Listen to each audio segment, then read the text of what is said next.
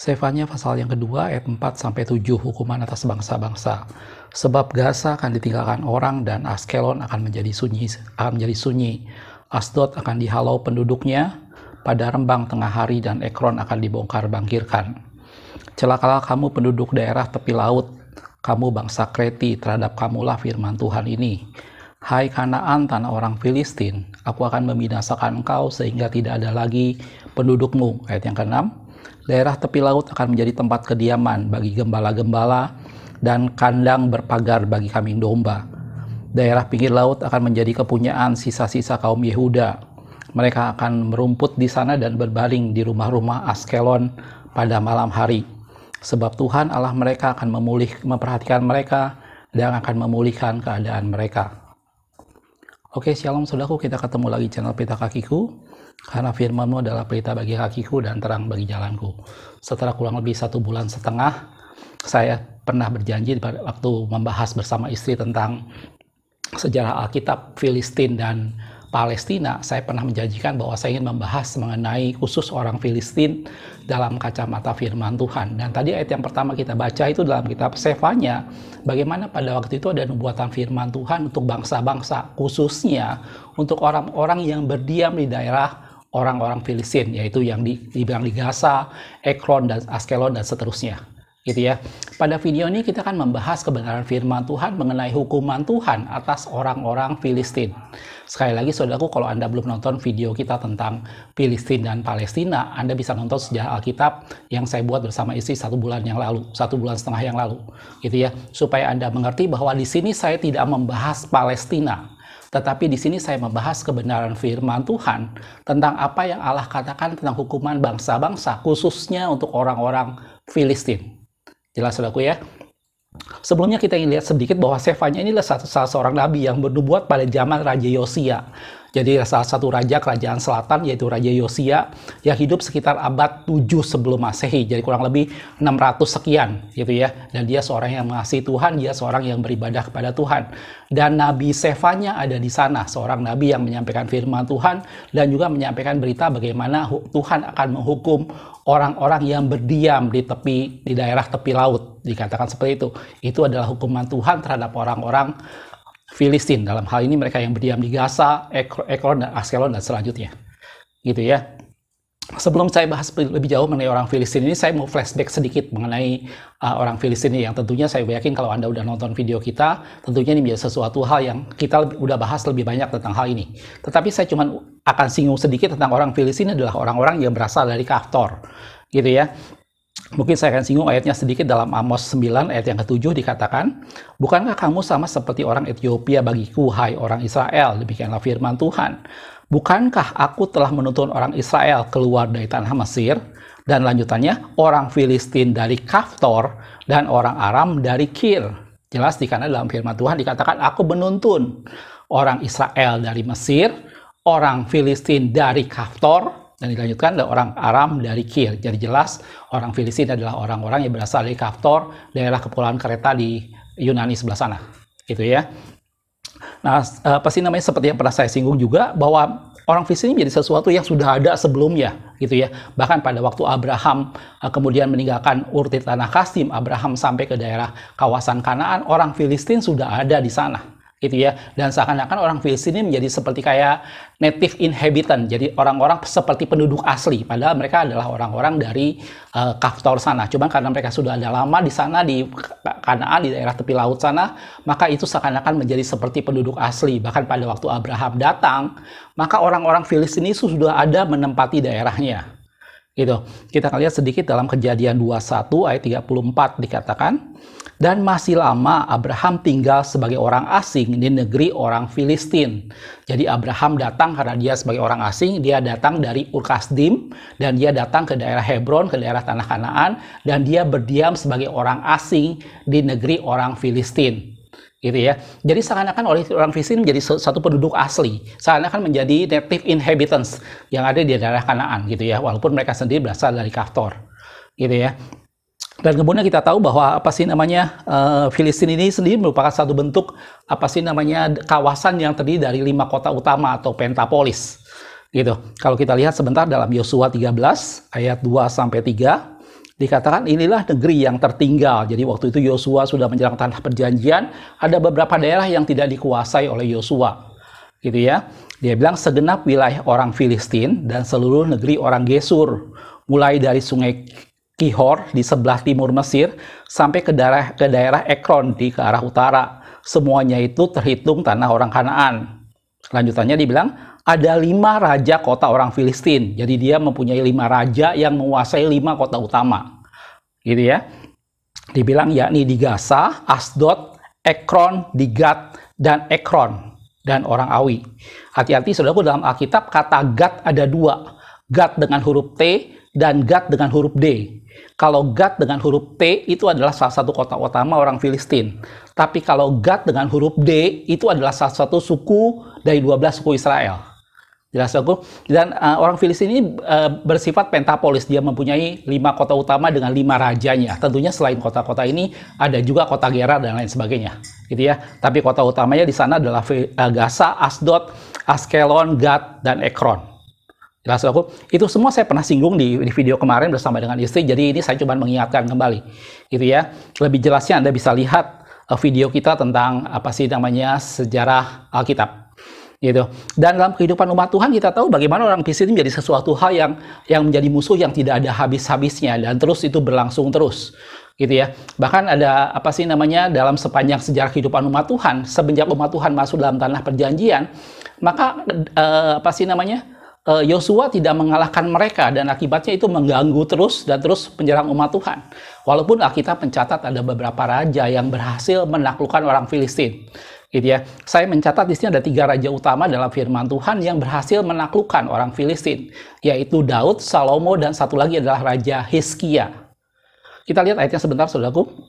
Untuk yang Daud dalam 1 Tawarikh 18 ayat yang pertama dikatakan, sesudah itu Daud memukul kalah orang Filistin dan menundukkan mereka. Gitu ya. Lalu ia merebut Gat dan segala anak kotanya dari tangan orang Filistin. Itu yang dilakukan oleh Daud. Kemudian Salomo karena dia melanjutkan tahta Daud dan Salomo menguasai wilayah yang sama dengan Daud dan memperluas wilayah itu. Gitu ya. Sehingga Salomo pun sama-sama menguasai menaklukkan orang Filistin. Itu dalam 1 Raja-Raja 4 ayat 21 dikatakan, maka Salomo berkuasa atas segala kerajaan mulai dari sungai Efrat sampai ke negeri orang Filistin. Negeri orang Filistin itu adalah daerah di tepi laut, saudara, tepi barat ya. Gitu ya. Dan sampai ke tapal batas Mesir. Mereka menyampaikan upeti dan tetap takluk kepada Salomo seumur hidupnya. Gitu ya. Nah, setelah Salomo meninggal, kemudian kerajaan pecah jadi 2 dan mulailah orang Filistin di sana mulai memberontak lagi dan terjadilah pertempuran seperti sebelumnya. Gitu ya. Sampai pada masa kerajaan selatan, yaitu Raja Hizkia, seorang raja yang mengasihi Tuhan, seorang raja yang mengandalkan Tuhan. Gitu, dalam 2 Raja-Raja 18 ayat yang ke-8 dikatakan, dialah yang mengalahkan orang Filistin, Raja Hizkia maksudnya.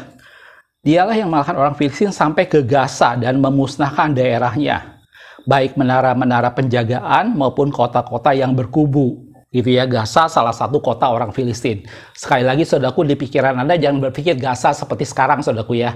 Jadi saya bicara Filistin, bukan Palestina ya.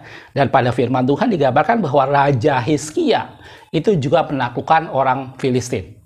Gitu ya. Selebihnya dari raja-raja yang lain kita banyak menemukan bahwa orang Filistin menjadi sesuatu yang terus mengganggu. Bahkan Saul pun mati dibunuh oleh orang-orang Filistin.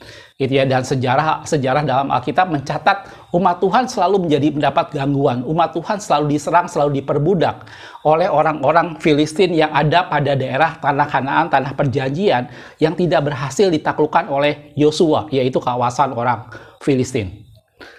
Jelas aku, itu selewat mengenai orang Filistin. Nah, sekarang kalau kita kembali dalam firman Tuhan, kita mau lihat sebenarnya apa aja sih yang terjadi dengan keberadaan orang Filistin ini. Apa aja yang memberikan dampak atau menjadi sesuatu hal yang pengaruh buruk kepada umat Tuhan tentang keberadaan orang Filistin. Selain tentunya mereka menyerang, selain tentunya mereka melakukan tindakan-tindakan menindas umat Tuhan, ada beberapa eksistensi orang Filistin yang sangat berdampak besar pada kehidupan umat Tuhan. Gitu ya. Saya mencatat beberapa hal dalam firman Tuhan. Yang pertama adalah kalau kita lihat dalam Keluaran pasal 13 ayat yang ke-17. Pada waktu itu Tuhan memimpin umatnya keluar dari tanah Mesir, tetapi Tuhan berinisiatif untuk tidak memimpin mereka melewati daerah orang Filistin, walaupun jarak itu adalah jarak yang paling dekat. gitu ya. Karena Tuhan melihat bahwa kalau mereka melewati daerah orang Filistin, maka keberadaan orang Filistin akan membuat umat Tuhan ingin kembali ke Mesir. Kita lihat ayatnya, saudaraku, dalam Keluaran 13 ayat yang ke-17 dikatakan, setelah Firaun membiarkan bangsa itu pergi, Allah tidak menuntun mereka melalui jalan ke negeri orang Filistin. Walaupun jalan ini paling dekat, gitu ya. Kalau Anda lihat dari peta, dari Mesir ke daerah tanah perjanjian itu memang lebih dekat kalau nyusuri tepi barat, pantai tepi barat. Tapi itu mereka akan berjumpa dengan daerah orang Filistin, dan Tuhan tidak memimpin mereka melewati itu walaupun itu jalan paling dekat, gitu ya. Sebab firman Allah, jangan-jangan bangsa itu menyesal apabila mereka menghadapi peperangan sehingga mereka kembali ke Mesir. Hal yang pertama yang dicatat dalam firman Tuhan tentang keberadaan atau eksistensi bangsa Filistin yang mengganggu umat Tuhan adalah membuat umat Tuhan tidak bisa masuk tanah perjanjian, membuat umat Tuhan berpikir untuk kembali ke Mesir. Gitu ya. Karena kalau pertempuran melawan orang-orang Filistin, mereka akan cenderung berpikir untuk kembali ke Mesir. Akibatnya Allah tidak membawa mereka masuk tanah perjanjian melalui jalan yang paling dekat, yaitu jalan yang melewati negeri orang Filistin. Hal yang pertama yang terjadi dengan keberadaan orang Filistin itu membuat umat Tuhan berpikir untuk kembali pada Mesir. Gitu ya. Hal yang kedua, kalau kita lihat perjalanan umat Tuhan pada waktu kemudian mereka sampai di Kiryat Arba, dan kemudian di depan mereka sudah terbentang tanah perjanjian, dan kemudian Musa mengutus 12 pengintai. Gitu ya. Saya yakin ceritanya Anda dan saya sudah sangat familiar bagaimana kemudian 10 orang membawakan kabar yang buruk dan 2 orang yaitu Yosua dan Kaleb membawakan kabar yang baik. Gitu ya. Tahukah Anda, saudaraku, bahwa kabar buruk yang disampaikan oleh 10 pengintai itu berkenaan dengan suatu keadaan, suatu situasi tentang bangsa Filistin, yaitu digambarkan dengan suku Enak. Kita lihat ayatnya sebentar, saudaraku. Dalam Bilangan 13 ayat 33. Kata 10 orang yang membawakan kabar buruk dikatakan, juga kami lihat di sana orang-orang raksasa, orang Enak, gitu ya, yang berasal dari orang-orang raksasa, dan kami lihat diri kami seperti belalang, dan mereka juga dan demikian juga mereka terhadap kami. Ini membuat mental anak-anak Tuhan, mental umat Tuhan pada waktu itu rontok, dan mereka tidak berani masuk, gitu ya. Sampai kemudian Yosua dan Kaleb meneguhkan bahwa itu negeri yang baik, kita akan mengalahkan mereka, kita akan masuk ke tanah perjanjian, gitu. Tetapi berita tentang keberadaan bangsa Enak yang digambarkan seperti satu pribadi yang besar dan kemudian mereka seperti belalang di hadapan bangsa Enak ini membuat umat Tuhan kemudian bersungut-sungut, dan akibat dari itu mereka berputar-putar selama 40 tahun di padang belantara. Gitu ya. Bangsa Enak ini sesuatu yang berhubungan dengan Filistin, saudaraku. Jadi kalau kita lihat misalnya, anggaplah Goliat, satu pribadi yang perawakannya tinggi, walaupun secara ilmu pengetahuan banyak orang membuktikan bahwa bangsa Filistin tidak selalu berarti orang-orang raksasa, gitu ya. Tetapi bangsa Enak ini menjadi sesuatu yang dalam firman Tuhan dicatat itu menjadi satu bangsa yang berhubungan dengan orang Filistin. Kalau kita lihat dalam Yeremia 47 ayat yang kelima dikatakan, Gaza telah menjadi gundul. Gaza itu salah satu dari kota orang Filistin. Askelon telah menjadi bungkam. Hai Asdod, sisa orang Enak. Hai Asdod, sisa orang Enak, digambarkan di sana. Di Asdod itulah berdiam orang-orang Enak. Berapa lama lagi engkau menoreh-noreh diri? Jadi kalau kita bicara soal orang-orang Enak yang digambarkan dalam firman Tuhan, mereka seperti raksasa dan kami seperti belalang di hadapan mereka, itu berhubungan dengan suatu bangsa, yaitu orang-orang yang berdiam di Askelon, yaitu bangsa Filistin. Dan keberadaan yang kedua tentang bangsa Filistin itu membuat umat Tuhan akhirnya tidak berani masuk tanah perjanjian. Mereka percaya pada berita buruk yang disampaikan oleh 10 pengintai, dan mereka berputar-putar selama 40 tahun di padang belantara, sampai yang 20 tahun ke bawah, 20 tahun ke atas mereka mati semua. Gitu ya. Yang pertama membuat mereka berpikir untuk kembali ke Mesir. Yang kedua membuat mereka bersungut-sungut dan akhirnya berputar-putar selama 40 tahun sampai akhirnya mati di padang belantara yang 20 tahun ke atas. Gitu ya. Dampak yang ketiga yang terjadi dengan keberadaan orang Filistin ini dalam firman Tuhan dicatat, orang Filistin adalah satu bangsa, bahkan dikatakan satu-satunya bangsa yang berhasil mencuri tabut perjanjian. gitu ya. Pada masa perjanjian lama, tabut perjanjian itu menjadi sesuatu hal manifestasi kehadiran Allah. Dengan adanya tabut perjanjian, maka Allah berdiam di tengah-tengah umatnya, dan umat Tuhan mengalami kemenangan. Tapi ada satu peristiwa yang sangat fatal dalam kehidupan umat Tuhan, yaitu ada satu bangsa yang berhasil mencuri atau merebut tabut Allah, dan itu tidak lain adalah bangsa Filistin. Gitu ya. Dan Anda tahu ceritanya tentunya pada zaman waktu itu, pada zaman Samuel masih kecil, pada zaman Imam Eli, gitu ya. Mungkin kita lihat ayatnya sedikit. Dalam 1 Samuel 4 ayat 10 sampai 11, lalu berperanglah orang Filistin sehingga orang Israel terpukul kalah. Mereka melarikan diri masing-masing ke kemahnya. Amatlah besar kekalahan itu dari pihak Israel, gugur 30.000 orang pasukan pejalan kaki. Lagi pula, bukan cuma itu, tabut Allah dirampas, gitu ya. Ini kejadian yang sangat fatal, yang kemudian kalau kita lihat dalam sejarah, tabut Allah memang akhirnya kembali, tetapi itu menjadi sesuatu hal yang tabut Allah kemudian hilang dan tidak pernah ada lagi dalam kemah tabernakel, yang kemudian akhirnya Daud sempat membuat dalam bentuk kemah Daud, gitu ya. Lagi pula tabut Allah dirampas dan kedua anak Eli, yaitu Hofni dan Pinehas, tewas. Keberadaan orang Filistin yang ketiga, eksistensinya adalah mereka mencuri tabut perjanjian. Ini ada 3 hal yang penting yang dialami oleh umat Tuhan pada saat adanya orang-orang Filistin di tengah-tengah tanah perjanjian. Selain mereka menindas, menyerang, melakukan suatu penindasan dan segala macamnya, orang Filistin membuat mereka berpikir kembali pada Mesir, pada masa mereka pada waktu keluar dari tanah Mesir. Orang Filistin membuat mereka akhirnya bersungut-sungut dan berputar-putar selama 40 tahun di padang belantara, sampai 20 tahun ke atas kemudian mati. Dan orang Filistin adalah bangsa yang berhasil mencuri tabut perjanjian. Walaupun kemudian kita tahu bagaimana kemudian mereka meletakkannya di kuil Dagon, dan patung Dagon kemudian terpatah, dan akhirnya Tuhan sangat menekan orang Filistin sampai akhirnya dikembalikan tabut perjanjian itu. Gitu ya. Itu 3 hal penting yang terjadi dalam firman Tuhan tentang keberadaan orang Filistin. Gitu ya. Dan ini menjadi sesuatu hal yang penting untuk kita belajar sama-sama. Sekarang kalau kita bicara sekarang, apa sih korelasinya dengan ini semua? Apa sih korelasi ini semua dengan kehidupan kita saat ini? Bukankah ini sesuatu hal yang sejarah yang kemarin saya sudah bahas dengan istri, bahwa sekitar 600 sebelum Masehi, orang Filistin dinyatakan punah pada saat penyerangan Nebukadnezar ke kerajaan selatan. Bersama dengan itu orang Filistin punah. Gitu ya. Kenapa kita harus bicara lagi orang Filistin? Kenapa kita harus mempelajari lagi tentang orang Filistin? Gitu ya. Ini menjadi sesuatu hal potret, ini menjadi satu hal gambaran cermin buat Anda dan saya saat ini. Gitu ya. Tadi di awal saya sudah gambarkan bahwa orang Filistin ini menjadi sesuatu yang seperti native inhabitants, seperti penduduk asli, sesuatu yang sudah ada sebelumnya. Gitu ya. Bahkan pada saat Abraham datang, dia sudah ada di sana. Walaupun dia sendiri adalah dari Kaftor, dia sendiri pendatang, tetapi dia sudah ada lebih lama. Gitu ya. Sekali lagi ini Filistin, saudaraku ya. Gitu ya.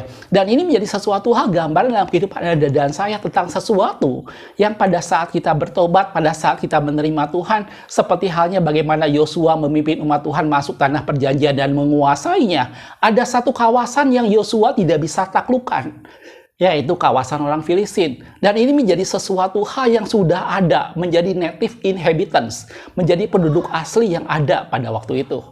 Gitu. Dalam kehidupan Anda dan saya, seringkali saudaraku, Anda dan saya mungkin kita sudah bertobat. Anda dan saya mungkin kita sudah terima Tuhan. Anda dan saya mungkin sudah melayani Tuhan. Anda dan saya mungkin sudah dalam kondisi dipakai Tuhan dan segala macamnya. Tetapi seringkali ada native inhabitants dalam kehidupan kita.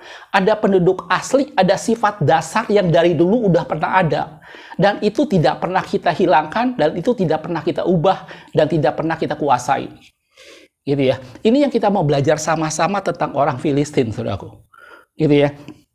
Kalau kita lihat misalnya dalam firman Tuhan, ada beberapa hal yang bukan saya katakan zona abu-abu ya, tapi ada beberapa hal dalam kehidupan Anda dan saya yang kita tidak bisa katakan itu sebagai satu dosa.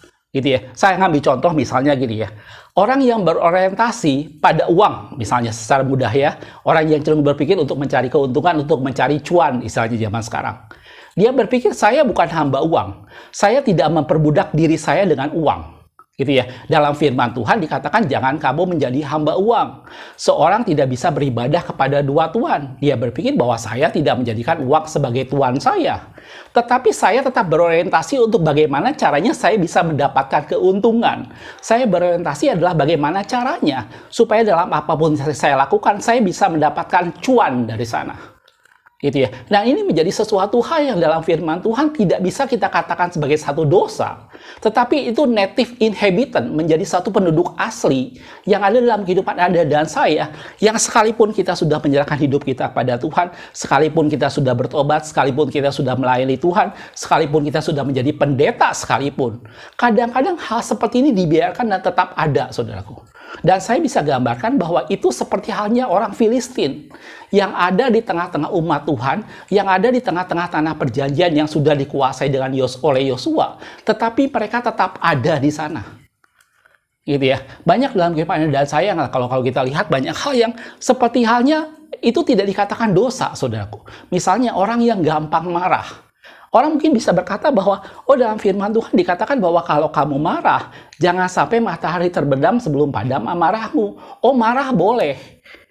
Gitu ya. Bahkan banyak orang hamba Tuhan bilang marah boleh. Asal yang penting setelah marah, jangan sampai matahari terbenam. Jadi jangan sampai menyimpan kemarahanmu sampai besok. Gitu ya. Dalam firman Tuhan tidak melarang untuk orang marah. Bahkan orang bisa berargumentasi, Yesus pun pernah marah. Gitu. Tetapi jangan lupa saudaraku bahwa karakter dasar seseorang yang cenderung mudah marah, karakter seseorang yang kemudian mudah tersinggung dan akhirnya menjadi marah, itu bagaikan native inhabitants dalam kehidupan seseorang. Itu bagaikan orang Filistin yang ada di suatu tanah perjanjian. Dan itu berpotensi membuat yang pertama, orang itu bisa kembali ke Mesir. Dan yang kedua, dia tidak bisa bertumbuh karena dia berputar-putar di padang belantara selama 40 tahun. Dan yang ketiga, membuat dia tidak bisa menikmati kehadiran Allah karena orang Filistin mencuri tabut perjanjian. Jelas dong? Ini yang saya maksudkan dalam firman Tuhan, kenapa kita harus belajar dari orang Filistin. Dan banyak contoh yang lain dalam firman Tuhan. Tentang hal-hal yang menjadi sifat dasar atau karakter dalam diri kita masing-masing. Gitu ya. Misalnya ada orang yang mudah tersinggung, gitu ya. Bahkan saya pernah nonton satu video, ada seorang hamba Tuhan bilang, semua orang bisa kecewa, semua orang bisa marah, semua orang bisa tersinggung, tetapi jangan menyimpan kepahitan. Wah, betul saudaraku, gitu ya. Anda dan saya bisa tersinggung, Anda dan saya bisa marah, tetapi kita tidak boleh menyimpan kepahitan. Tetapi jangan lupa saudaraku, sifat mudah tersinggung atau sifat mudah marah itu menjadi sesuatu hal yang seperti Filistin yang ada dalam kehidupan Anda dan saya, dan itu seperti native inhabitants, gitu ya, yang satu saat akan membawa kita kembali pada kehidupan kita yang lama, yang membawa kita tidak bertumbuh dan kemudian membuat kita tidak bisa menikmati kehadiran Tuhan. Gitu ya. Satu contoh lagi yang saya mau jelaskan tentang native inhabitant dalam kehidupan Anda dan saya yang bisa kita semua alami, gitu ya. Yaitu adalah kemampuan kita untuk mengendalikan atau mengontrol hawa nafsu. Wah, kalau kita ngomong hawa nafsu, jangan Anda berpikir tentang sesuatu hawa nafsu yang berhubungan dengan seksual atau segala macam, gitu ya. Hawa nafsu dari hal yang sepele dalam hal nafsu makan misalnya. Berapa banyak orang yang sangat tergoda dengan sesuatu sehingga dia tidak bisa mengendalikan diri. Saya punya kesaksian sederhana. Saya di Bandung kenal dengan seorang hamba Tuhan beberapa puluh tahun yang lalu, dan di Bandung ada satu makanan yang memang cukup enak, yaitu pada zaman itu yaitu martabak keju, saudaraku. Jadi itu kejunya sangat tebal dan itu membuat jadi sangat nikmat.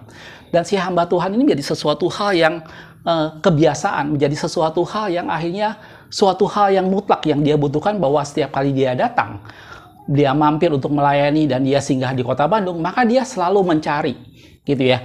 Dia selalu mencari di mana dia bisa beli atau dia minta tolong orang yang memanggil dia melayani untuk membelikan martabak keju itu, gitu ya. Dan itu menjadi sesuatu hal yang harus dilakukan, dan itu mengakibatkan setiap kali dia mendapatkan hal itu, mood dia naik, gitu ya. Dia merasa semakin mood, dia merasa semakin nyaman dan suka. Tetapi sebaliknya pada saat itu tidak ada, maka mood dia langsung berubah, gitu ya. Dia menjadi satu pribadi yang kemudian sepertinya kehilangan sesuatu yang dia sangat harapkan, gitu ya. Itu contoh sederhana, saudaraku, bagaimana seseorang yang mempunyai native inhabitants dalam kehidupannya, yaitu dia tidak mampu mengontrol hawa nafsunya, dalam hal ini adalah makan. Gitu ya. Banyak hal lain dalam kehidupan Anda dan saya yang berhubungan dengan bagaimana Anda dan saya punya kebiasaan atau punya kehidupan, punya native inheritance yang kita tidak bisa taklukkan, gitu ya. Hawa nafsu tentang jabatan misalnya. Jangan Anda heran kalau saat-saat ini, gitu ya, gereja kemudian menawarkan kepada orang-orang yang ekonominya kuat posisi-posisi supaya mereka tidak meninggalkan gereja yang bersangkutan. Jadi jangan aneh kalau ada orang-orang dengan ekonomi yang sangat menyolok menduduki posisi-posisi di gereja. Karena apa? Pihak gereja mengetahui bahwa manusia pada umumnya suka dengan yang namanya jabatan. Dan apabila jabatan diberikan, maka itu akan menimbulkan suatu loyalitas. Gitu ya. Dan ini semua menjadi sesuatu yang Anda dan saya kita hadapi hari-hari ini, dan saya tidak bisa katakan bahwa itu dosa, saudaraku. Saya tidak bisa katakan dalam firman Tuhan bahwa itu dosa, itu tidak. Gitu ya. Tetapi itu menjadi sesuatu yang satu saat akan membawa Anda dan saya kembali ke Mesir. Itu bisa membuat kita semua tidak bertumbuh dan berputar 40 tahun, dan itu membuat kita semua tidak bisa menikmati kehadiran Allah karena tabut perjanjian dicuri. Salah satu contoh dalam firman Tuhan tentang bagaimana Filistin ini bicara soal hawa nafsu, itu adalah kejatuhan Simson. Gitu ya. Anda tahu Simson ya tentunya, seorang hakim dari suku Dan. Jadi memang wilayah dari Filistin ini berbatasan dengan suku dan juga suku Yehuda. Karena itu konflik yang sering terjadi dengan suku Dan Yehuda. Gitu ya. Dan Simson menjadi gambaran bagaimana Filistin ini bicara soal sesuatu hawa nafsu yang kemudian membuat kejatuhan seorang Simson. Gitu ya. Mungkin kita lihat sedikit ayatnya, saudaraku, yang saya yakin Anda dan saya sudah cukup tahu tentang Simson ini. Dalam Hakim-Hakim 14, ayat 3-4 dikatakan, tetapi ayah dan ibunya berkata kepadanya, tidak adakah di antara anak-anak perempuan sanak saudaramu, waktu itu Simson ingin mengambil istri. Gitu ya. Atau dari antara seluruh bangsa kita seorang perempuan, mengapa engkau pergi mengambil istri dari orang Filistin, orang yang tidak bersunat itu? Tetapi jawab Simson kepada ayahnya, ambillah dia bagiku, sebab dia kusukai. Waktu itu belum bicara soal Delilah, saudaraku, tetapi Simson sudah menyukai seorang perempuan Filistin. Dan kemudian dia meminta kepada ayah dan ibunya untuk mengambil seorang perempuan Filistin. Gitu ya. Dan ayah ibunya berkata, emang dari kalangan kita orang-orang Israel tidak ada perempuan yang kamu suka? Gitu. Simson bilang, tidak, aku mau mengambil perempuan Filistin itu karena dia kusukai. Gitu ya. Dan ini menjadi satu gambaran bagaimana Filistin ini menjadi sesuatu hal yang menjebak Simson secara hawa nafsu. Gitu ya. Kalau Anda baca lanjutan dari ayat yang tadi, ada sesuatu memang yang menarik yang seringkali orang perdebatkan. Tetapi kita perlu ngerti sama-sama, saudaraku. Saya lanjutkan dengan ayat yang keempat, dikatakan, tetapi ayahnya dan ibunya tidak tahu bahwa hal itu daripada Allah, daripada Tuhan asalnya. Gitu ya. Hati-hati dengan kata-kata ini, saudaraku. Bukan berarti Tuhan membuat Simson menyukai orang Filistin. Bukan. Tetapi Tuhan mengizinkan, Tuhan membiarkan Simson memilih untuk menyukai orang Filistin. Gitu ya. Memang di dalamnya ada rencana Tuhan bagaimana Tuhan hendak mengusir orang Filistin. Lanjutannya, sebab memang Simson harus mencari gara-gara terhadap orang Filistin. Karena pada masa itu orang Filistin menguasai orang Israel. Gitu. Simson sudah mencondongkan hatinya terlebih dahulu kepada orang Filistin, dan Tuhan membiarkan hal itu terjadi. Gitu ya. Dan Tuhan punya rencana bagaimana melalui Simson orang Filistin akan dibinasakan. Gitu ya. Dan ini menjadi satu gambaran bahwa satu pribadi yang terjebak dengan orang Filistin, satu pribadi yang terjebak dengan hawa nafsunya. Dan saya bilang tadi, Simson tidak dikalahkan oleh seorang perempuan, tetapi Simson dikalahkan oleh hawa nafsunya. Gitu ya. Dan kalau kita lanjutkan bagaimana kemudian akhirnya dengan Delilah dalam Hakim-Hakim 16 ayat yang keempat dikatakan, sesudah itu setelah berapa lama kemudian dari kejadian yang tadi, Simson jatuh cinta lagi, dikatakan seperti jatuh cinta kepada seorang perempuan dari lembah Sorek yang namanya Delilah. Kalau Anda lihat peta, saudaraku, lembah Sorek itu adalah suatu lembah perbatasan antara pegunungan Yehuda dengan wilayah orang Filistin. Dan itu ada sebuah lembah yang di sana ada, kemudian ada sungai di sana, dan itu di sanalah hidup seorang perempuan Filistin, yaitu dalam hal ini adalah Delilah dari lembah Sorek. Dan kemudian kita tahu ceritanya, itu semua membuat akhirnya Simson menjadi buta dan dia dipermalukan. Walaupun pada akhirnya dikatakan dalam firman Tuhan, pada akhir masa hidupnya Simson membunuh lebih banyak orang Filistin ketimbang pada masa hidupnya. gitu ya. Dan itu menjadi satu gambaran bagaimana seorang yang diurapi, Simpson tetap diurapi Tuhan. Simpson tetap mempunyai kekuatan yang luar biasa, gitu ya. Tetapi hatinya sudah menyukai orang Filistin. Hatinya sudah condong kepada orang Filistin. Dan Tuhan tidak bisa berbuat apa-apa dengan hal itu. Itu adalah keputusan pribadi seseorang. Gitu ya. Tuhan tidak akan mengubah karakter Anda dan saya kalau kita tidak sendiri yang mengubahnya. Gitu ya. Dan saya udah bilang tadi, Simpson tidak jatuh karena seorang Filistin, tetapi Simpson jatuh karena hawa nafsunya. Dan itu digambarkan seperti itulah keberadaan orang Filistin. Jelas, so? Dari ini semua saya ingin kita sama-sama belajar bahwa kehidupan Anda dan saya, kita masih ada dalam daging. Daging membawa kita menjauh dari Tuhan. Keinginan daging adalah pertentangan terhadap hukum Tuhan. Itu adalah keinginan daging dalam firman Tuhan. Gitu. Dan jangan lupa Anda dan saya sebelum kita bertobat, kita punya native inhabitants. Kita punya karakter dasar, kita punya sifat asli. Gitu ya. Dan mungkin seringkali kita menganggap bahwa itu toh bukan sesuatu hal yang salah. Itu toh bukan sesuatu hal yang dosa. Gitu ya. Tetapi tahukah Anda, saudaraku, bahwa itu bagaikan satu bangsa Filistin yang berdiam di tengah-tengah tanah perjanjian. Gitu ya. Atau mungkin ada dengar juga ada orang-orang misalnya yang berkata, anak-anak muda zaman sekarang suka ngomong orang-orang mager. Rebahan gitu ya. Gitu. Mungkin kita berpikir, oh dalam firman Tuhan tidak ada yang dibilang mager atau rebahan itu dosa. Gitu ya. Cuma dibilang dalam firman Tuhan, belajarlah kepada semut. Tetapi berapa banyak dari antara kita semua tahu bahwa itu semua bisa membuat kita jauh dari Tuhan, itu semua bisa membuat kita tidak bertumbuh. Seperti digambarkan tadi berputar-putar selama 40 tahun, dan itu semua membuat kita tidak bisa menikmati hadirat Tuhan karena seperti tabut perjanjian yang dicuri, dan itulah adalah dampak eksistensi keberadaan orang Filistin.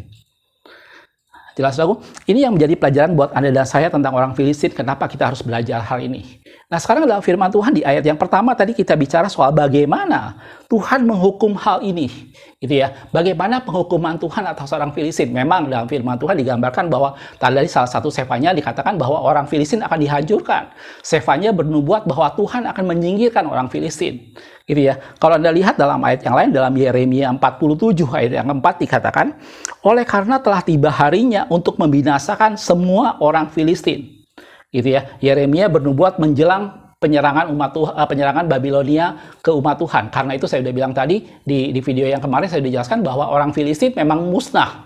Orang Filistin memang kemudian binasa dan hilang pada saat penyerangan Nebukadnezar, dan itu sudah dinubuatkan juga oleh Yeremia. Dikatakan tiba harinya untuk membinasakan semua orang Filistin dan melenyapkan bagi Tirus dan Sidon setiap penolong yang masih tinggal. Sungguh Tuhan akan membinasakan orang Filistin, yakni sisa orang yang datang dari pulau Kaftor. Jelas, saudaraku? Jadi dalam firman Tuhan digambarkan seperti itulah penghukuman yang akan diberikan kepada orang-orang Filistin. Itu yang mereka akan dibinasakan, dan sejarah sudah membuktikan bagaimana pada penyerangan Babilonia orang Filistin dibinasakan. Orang Filistin kemudian dinyatakan punah dan tidak ada lagi. Gitu ya. Dan ini menjadi sesuatu yang pelajaran kita semua, gitu ya. Bagaimana kehidupan Anda dan saya, mari kita harus berjaga-jaga dengan diri kita masing-masing. Mari awasi bagaimana cara kita hidup dalam firman Tuhan, dikatakan seperti itu. Gitu ya. Dan yang menarik dalam firman Tuhan, Yesus pernah mengungkapkan satu perumpamaan tentang lalang dan gandum, saudaraku. Gitu ya. Yang saya yakin mungkin Anda juga pernah sering mendengar tentang perumpamaan ini. Gitu ya. Tapi tahukah Anda bahwa ada satu bagian penting yang diucapkan pada perumpamaan itu, yaitu dikatakan di sana bahwa lalang itu tidak boleh dicabut. Gitu. Lalang itu harus dibiarkan tumbuh karena nanti baru dicabut sampai dengan pada akhir zaman. Kita lihat sedikit ayatnya, saudaraku, dalam Matius 13 ayat 29 sampai 30. Dikatakan, tetapi ia berkata, jangan, sebab mungkin lalang itu ikut tercabut, sebab mungkin gandum itu ikut tercabut pada waktu kamu mencabut lalang itu. Jadi lalang itu nggak boleh dicabut. Itu lalang itu harus dibiarkan, gitu ya. Biarkanlah keduanya tumbuh bersama sampai waktu menuai. Pada waktu itu aku berkata kepada para penuai, kumpulkanlah dahulu lalang itu dan ikatlah berberkas-berkas untuk dibakar, kemudian kumpulkanlah gandum itu di dalam lumbungku, gitu ya. Jadi memang ada lalang dan gandum yang itu kemudian tumbuh sama-sama, dan pada akhir zaman itu semua baru dipisahkan. gitu ya. Kekristenan Anda dan saya tidak ditentukan seberapa lama kita melayani. Kekristenan Anda dan saya tidak ditentukan seberapa besar, seberapa tinggi posisi kita, seberapa jagonya kita bawa firman Tuhan atau mengetahui kebenaran firman Tuhan. Tetapi kekristenan kita ditentukan seberapa besar kita hidup benar di hadapan Tuhan, seberapa besar kita bergaul dengan Tuhan, seberapa besar kita menaklukkan semua keinginan daging kita. Karena kalau kita hidup menurut keinginan daging, maka kita akan mati. Gitu ya. Ada native inhabitants dalam kehidupan Anda dan saya yang seperti orang Filistin yang harus kita taklukkan. Gitu ya. Dan itu bisa dilakukan karena firman Tuhan sudah menjelaskan bagaimana orang-orang yang mengasihi Tuhan, seperti halnya Daud, seperti halnya Hizkia, mereka berhasil menaklukkan orang-orang Filistin ini.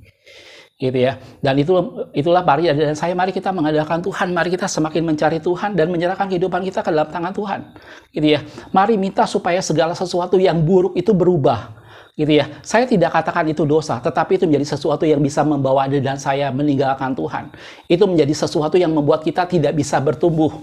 Itu menjadi sesuatu yang membuat kita tidak bisa menikmati hadirat Tuhan.